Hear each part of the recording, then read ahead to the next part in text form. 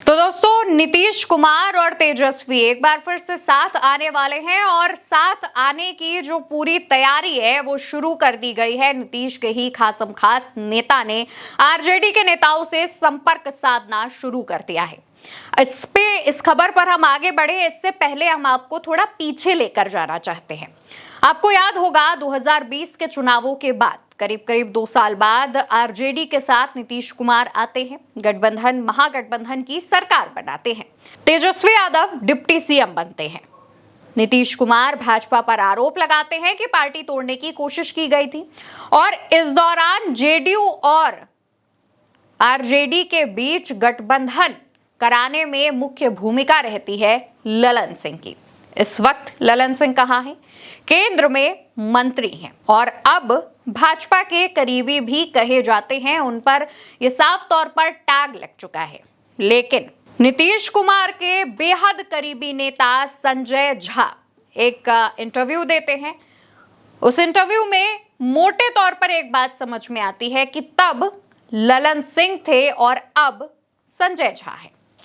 यानी कि इस बात का इशारा एक तरफ जाता है कि तब जब आरजेडी और जेडीयू का गठबंधन हुआ था तो उस वक्त बीच में ललन सिंह थे और अगर अब आरजेडी और जेडीयू का गठबंधन होता है तो बीच में संजय झा होंगे। ये चर्चाएं इस वजह से भी जोर पकड़ रही हैं क्योंकि ऐसी जो अटकलें हैं वो लगाई जा रही हैं। तमाम वरिष्ठ पत्रकार, राजनीतिक विश्लेषकों का मानना यह है कि चुनावों के बाद जेडीयू में दो फाड़ हो सकते हैं। अब क्योंकि ललन सिंह जो है उन पर टैग तमगा लग चुका है मोदी के मंत्री के करीबी होने का, मोदी के करीबी होने का।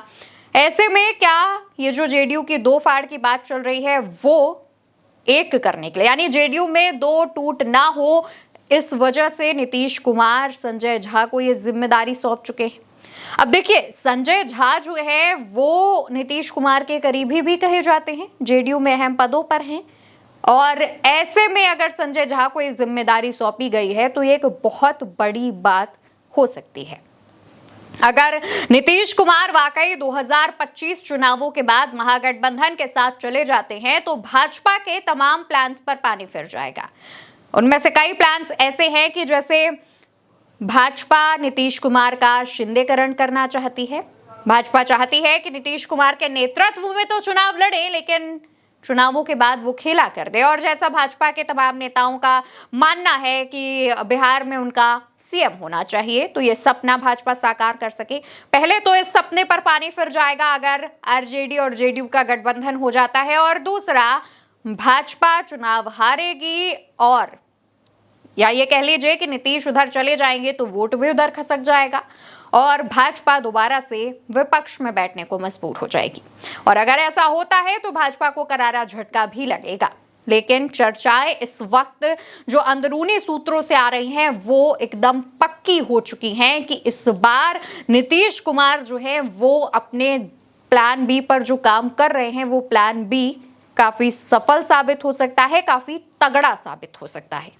अब ये प्लान बी क्या वाकई आरजेडी के साथ जाने का है? क्या वाकई नीतीश कुमार ये सोच चुके हैं कि चुनाव तो हम भाजपा के साथ लड़ेंगे लेकिन बाद में खेला करते हुए आरजेडी के साथ जाकर सरकार बना लेंगे?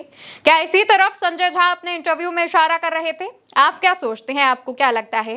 कमेंट सेक्शन में बताइएगा। और भाजपा की रणनीतियों से नीतीश कुमार सावधान हो पाएंगे या नहीं, इसके बारे में आप क्या कहना चाहते हैं उसका जवाब भी दीजिएगा। फिलहाल के लिए मेरे साथ इस वीडियो में इतना ही। नमस्कार।